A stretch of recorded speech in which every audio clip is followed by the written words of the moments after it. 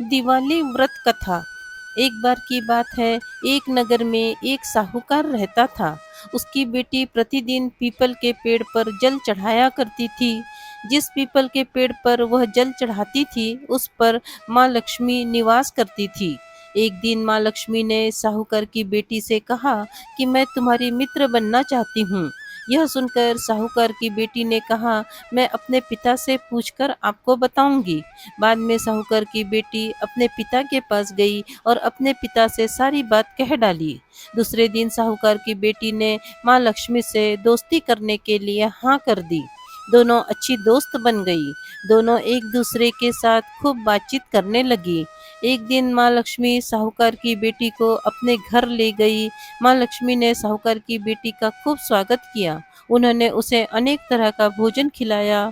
जब साहूकार की बेटी माँ लक्ष्मी के घर से वापस लौटने लगी, तो माँ लक्ष्मी ने उससे एक प्रश्न पूछा कि अब तुम मुझे कब अपने घर ले जाओगी।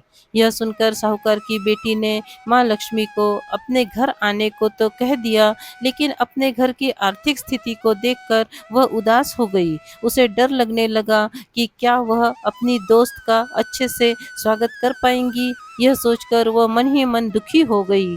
साहूकार अपनी बेटी के उदास चेहरे को देखकर समझ गया। तब उसने अपनी बेटी को समझाया कि तुम फौरन मिट्टी से चौका बनाकर साफ सफाई करो। 4 बत्ती के मुख वाला दिया जलाकर माँ लक्ष्मी का नाम लेकर वहाँ उनका स्मरण करो। पिता की यह बात सुनकर उसने वैसा ही किया।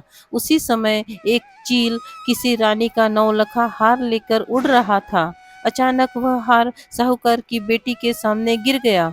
तब साहूकार की बेटी ने जल्दी से वह हार बेचकर भोजन की तैयारी की।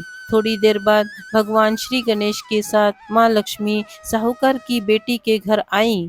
साहूकार की बेटी ने दोनों की खूब सेवा की। उसकी सेवा को देखकर माँ लक्ष्मी बहुत प्रसन्न हुई और उन्होंने उसकी सारी पीड़ा को दूर कर दिया। इस तरह से साहूकार और उसकी बेटी अमीरों की तरह जीवन व्यतीत करने लगे। जय लक्ष्मी मैया। यदि आपको ये धार्मिक कहानी अच्छी लगी हो तो प्लीज़ इसे लाइक करें, शेयर करें और इस चैनल को सब्सक्राइब करें। धन्यवाद।